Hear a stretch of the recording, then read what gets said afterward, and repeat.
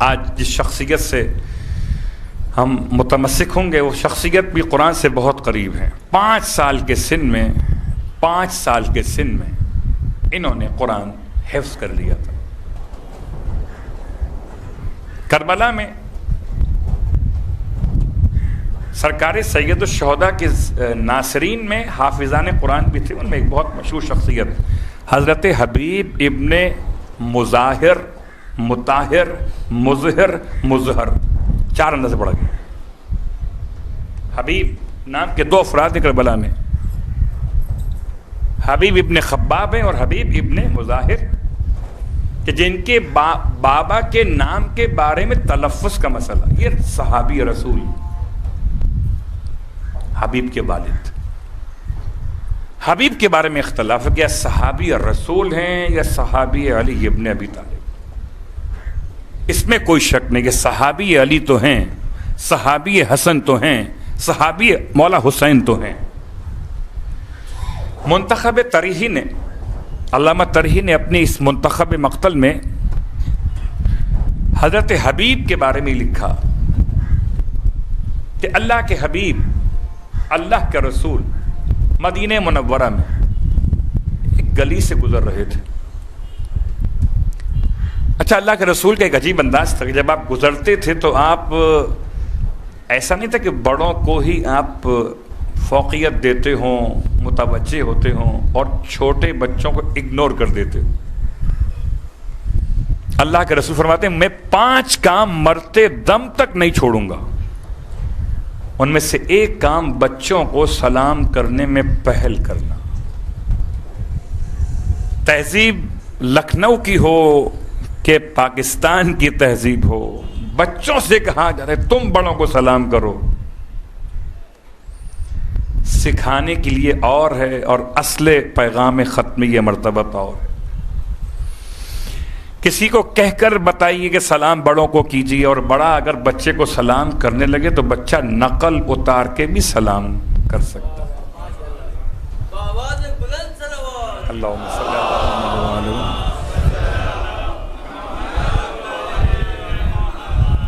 اگر اس میں کوئی نقص ہوتا، اس بات میں کوئی عیب ہوتا تو پیغمبر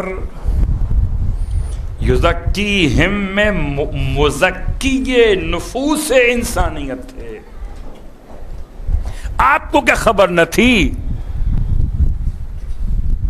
خدا نے پیغمبر کو رکھا قیامت تک کے لیے نا۔ تو آج کے دور کا نبی کون ہے؟ ختمیہ مرتبت۔ تو آج کے دور کے لیے پیغمبر کے الفاظ اگر ناکافی ہیں تو کیا مطلب ہے؟ پیغمبر کافی کیسے ہو گئے پھر؟ ہماری سمجھ ناکافی ہو گئی ہے۔ پیغمبر تو کل بھی کافی تھے اور آج بھی کافی ہے۔ یا محمد یا علی، یا علی و یا محمد اکف یعنی، پچھلے سال کی مجلس کا جملہ یاد ہے؟ کافی۔ آپ وہاں سے گزر رہے تھے، بچوں کو دیکھا، آپ متوجہ ہو گئے، اور واقعاً بہت احساس ہوتا ہے خدا کی شفقت اور محبت کے جب بچوں کے درمیان آپ جاتے۔ بچے منافق نہیں ہوتے، بچے منافق نہیں ہوتے، سچی بات منہ سے کہہ دیتے ہیں، چاہے آپ کو اچھی لگے یا بری لگے۔ اور جب تک ان کا نامہ اعمال کھلا نہیں ہے تب تک ان کے الفاظ خدا کی بارگاہ میں بشکل دعا اتنے مقبول ہیں کہ آپ کے بعد میں ہیں، ان کے پہلے۔ جب کبھی آپ کی کوئی دعا قبول نہ ہو، بچوں کو بٹھائیے، اور بٹھانے کے بعد کہا چاہیے میرا موضوع نہیں ہے، کسی اور عالم کا موضوع ہے یہ۔ بچوں کو بٹھائیے اور پہلے بچوں کو راضی کیجیے، جو مطلب ان کی خواہش ہو، جو شرعاً جائز ہو، ان کے لحاظ سے مناسب ہو، کچھ کھانے کا سامان ہو، کچھ پینے کا سامان ہو، ان کو دیجیے۔ پھر ان سے کہیے چھوٹے چھوٹے ہاتھ اٹھا کے دعا کر دیں آپ کے لیے۔ یہ طریقہ ہے دعا قبول کروانے کا۔ ایک آپ مجھ سے کہتے ہیں کہ دعا کروں میں آپ کے لیے، میرے اعمال اللہ کی بارگاہ میں، پتہ نہیں دعا قبول ہوگی یا نہیں ہوگی۔ بچوں کی دعا۔ تو حبیب کا سن کیا تھا جب رسول خدا سے ملاقات ہوئی؟ بچوں میں تھے۔ لکھتے ہیں آقا تریحی کہ وہ گود میں اٹھا لیا. اگر گود میں اٹھا لیا کا مطلب ہے کہ پھر جناب حبیب کا سن کربلا کے میدان میں کتنا ہونا چاہیے؟ اللہ کے رسول کے ٹھیک 50 سال کے بعد کربلا کا واقعہ پیش آیا. 11ویں برس میں آپ نے فرمائی رحلت اور ٹھیک 50 سال کے بعد 61 ہجری میں کربلا پیش آئی. تو اگر کوئی بچہ 11 ہجری میں یا اس سے پہلے 2 سال کا ہو، 4 سال کا ہو، تو اٹ مینس کہ وہ 54 سال کا کربلا میں ہو، 55 سال کربلا میں ہو. لیکن مشکل یہ آئی اس روایت میں کہ جناب حبیب کی عمر مبارک ہے 75 برس. صلوات پڑھے محمد والے.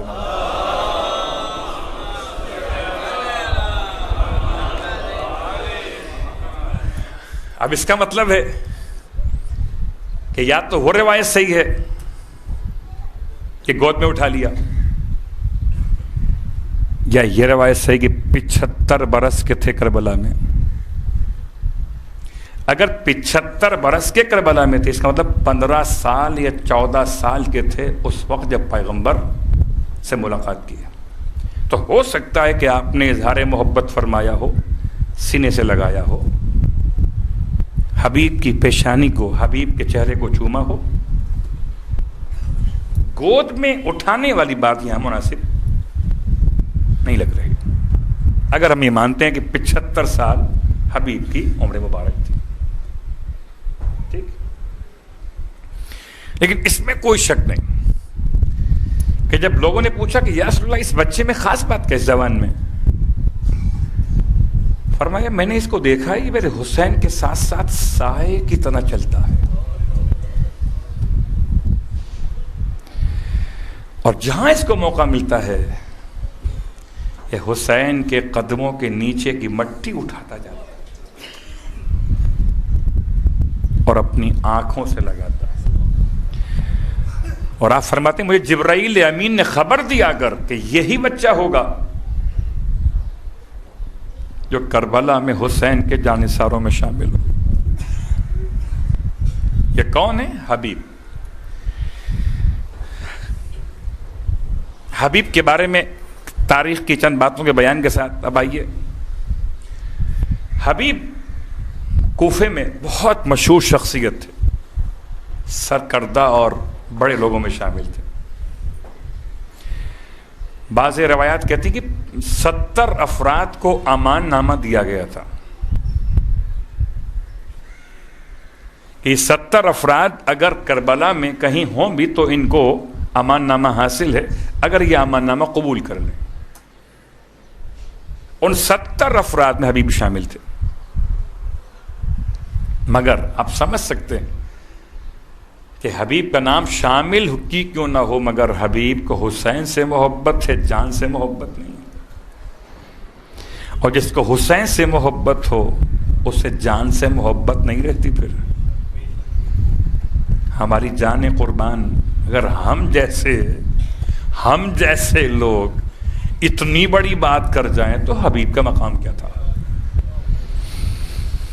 تو حبیب کوفے میں تھے. آج محرم کی 2 تاریخ ہے نا، اور آج امام کا کاروان اس منزل پر پہنچ گیا جو منزل نہیں مقتل گاہ حسین ہے. اور جب خیام کے نصب کیے جانے کا مسئلہ ہے، پوری تاریخ آپ کے علم ہے. نام پوچھا، زمین کا نام کیا؟ نینوا ہے، شط فرات ہے، کا اور نام بتاؤ کا کربلا ہے.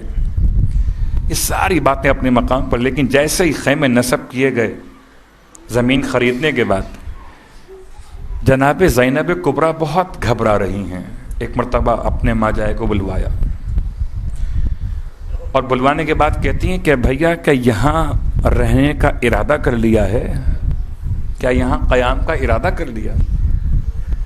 فرمایا بہن اس میں کیا حرج ہے اگر ہم یہاں قیام کر لیں تو؟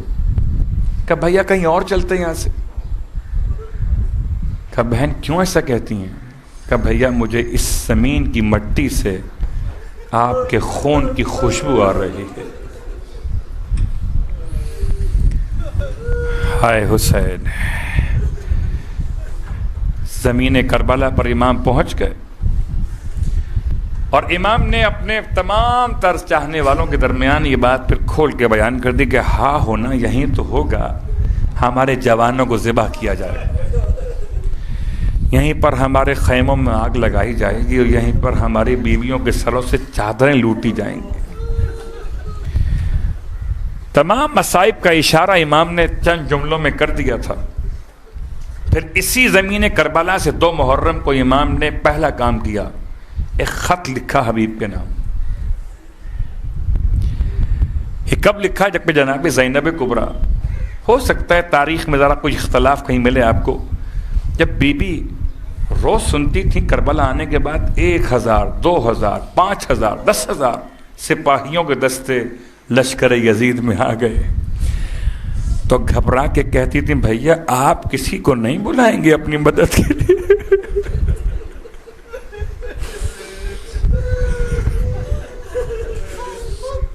اتنی محبت تھی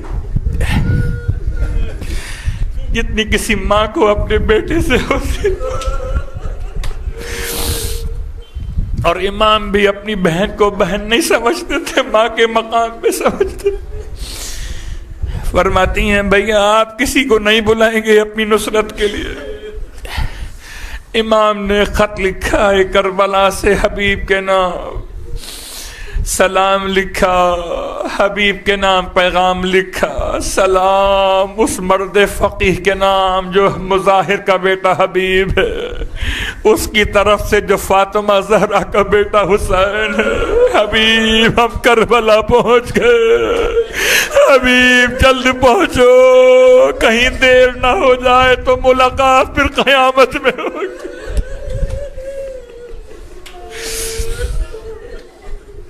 اجرکم اللہ۔ رونے والو،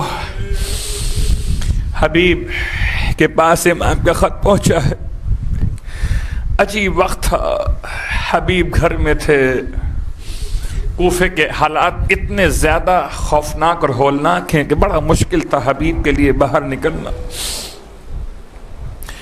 قاصد نے دق الباب کیا، حبیب دروازے پر آئے، پوچھا کون ہے؟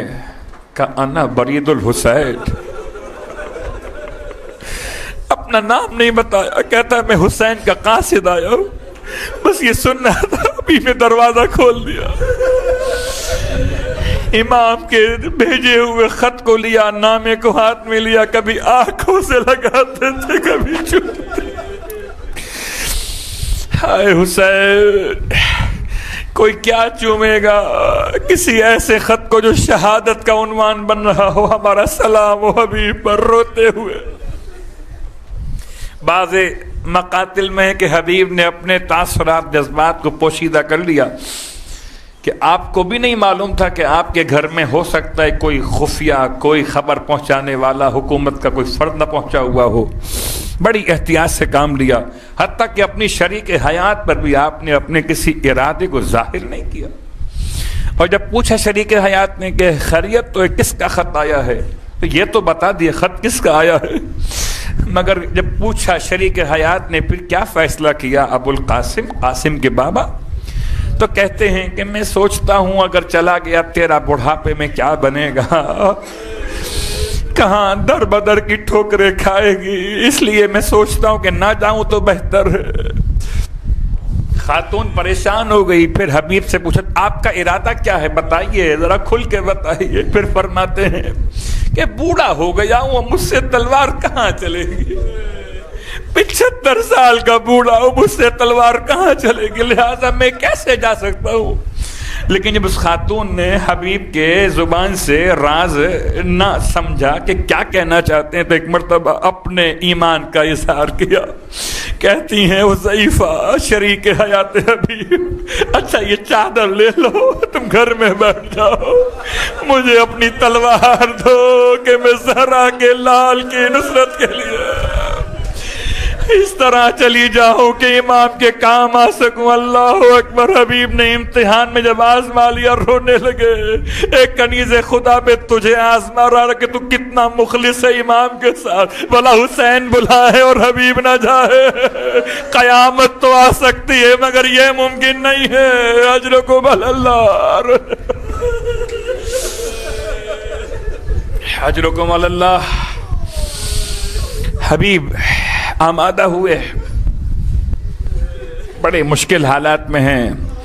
مسلم میں اپنے اور سجا سے بھی ملاقات کی ہے، کس طرح نکلنا ہے، کیسے پہنچنا ہے.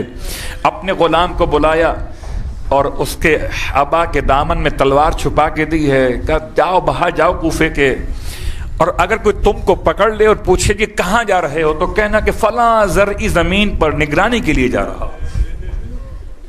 حبیب نے روانہ کر دیا اسے، اور کچھ دیر بعد حبیب راستہ تلاش کرتے ہوئے، کون سا راستہ جہاں سپاہی نہیں ہوں گے، جہاں کوئی نگران نہیں ہوگا، بہت مشکل سے نکل کے پہنچے. تو کچھ دیر ہو گئی، اور جب دیر ہو گئی تو آپ پہنچے غلام کے قریب. تو غلام اپنے دونوں ہاتھ گھوڑے کے گلے میں ڈالے ہوئے، گھوڑے سے ہم کلام تھا، کہتا تھا اگر میرا آقا نہ آ سکا تو اے گھوڑے تجھ پہ سوار ہو کر میں زہرا کے لال کی امداد کے لیے.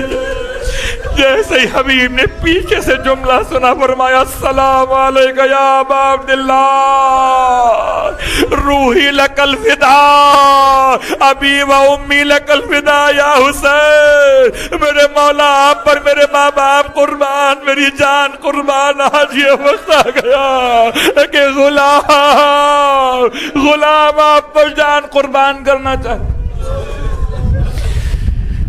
جناب حبیب نے اپنے غلام سے کہا تجھ کو آزاد کیا. یہ جملہ اتنا چھوٹا نہیں ہے، لاکھوں روپے کا سرمایہ لگتا تھا غلاموں پر. تجھے راہ خدا میں آزاد کیا. حبیب کے نزدیک اگر کوئی نصرت حسین کا ارادہ بھی کرے تو اس کی قیمت اتنی بڑھ جاتی ہے، اتنی بڑھ جاتی ہے. حبیب تجھے راہ خدا میں آزاد کیا، مگر یہ عجیب غلام تھا. جیسے ہی آزاد ہوا رونے لگا، کہتا حبیب سے آقا جب تک دنیا میں رہے مجھے ساتھ رکھا، جب جانب فردوس چلے مجھے چھوڑ دیا، مجھے ساتھ لے کے چلے، شاید میں بھی کسی کام آ جاؤں. حبیب نے بڑی دعائیں دی ہیں، اپنے غلام کو ساتھ لیا. اجرکم اللہ. رونے والو، حبیب اپنے غلام کو لے کر آئے ہیں کربلا کی طرف. کوفے سے کربلا کا فاصلہ اتنا نہیں ہے، آپ جانتے. اور جب پہنچے کربلا تو محرم کی غالباً 7 تاریخ تھی یا 6 تاریخ تھی. جب پہنچے کربلا میں، اور جیسے ہی حبیب پہنچے کربلا میں، امام کے اصحاب میں خوشی کی لہر دوڑ گئی. سارے اصحاب تکبیر کہتے ہوئے اللہ اکبر اللہ اکبر مرحمن بے ابو القاسم. آؤ قاسم کے بابا، آؤ حبیب آؤ. سب کے سب اصحاب جمع ہو گئے. جیسے ہی تکبیرات کی آوازیں زینب کے خیمے تک گئیں، اماں فضہ کو بلوایا. اماں یہ شور تکبیر کیوں بلند ہوا؟ خیریت تو ہے؟ کیا خبر آئی ہے؟ فضہ باہر آئی ہیں، ماحول کو دیکھ کے پلٹ کے واپس گئی. کہتے شہزادی بھائی کی امداد کے لیے حبیب آ گئے. حبیب کا نام سنا، فرمایا اماں جلدی سے جائیے، اماں سارے کام چھوڑ دیجئے، پہلے جائیے، جا کر حبیب کو کہیے کہ زہرا کی بیٹیاں سلام کہہ رہی ہے. حبیب تمہارا بڑا شکریہ، ہم غریبوں کی امداد کی.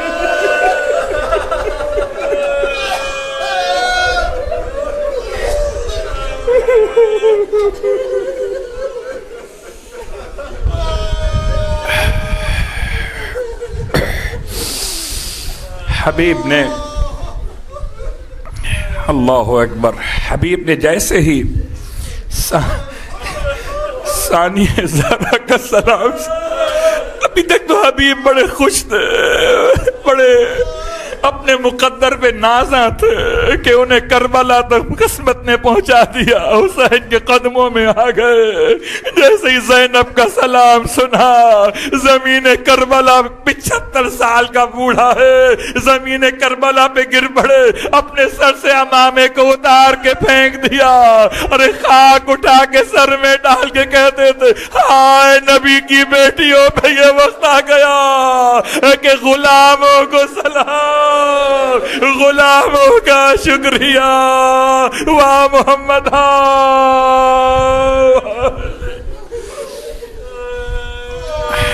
اللہ ولعنۃ اللہ علی القوم الظالمین وسیعلم الذین ظلموا ای منقلب ینقلبون. پروردگار واسطہ جناب حبیب ابن مظاہر کا ہم سب کو کربلا معلّہ کی زیارات سے بھی مشرف فرما.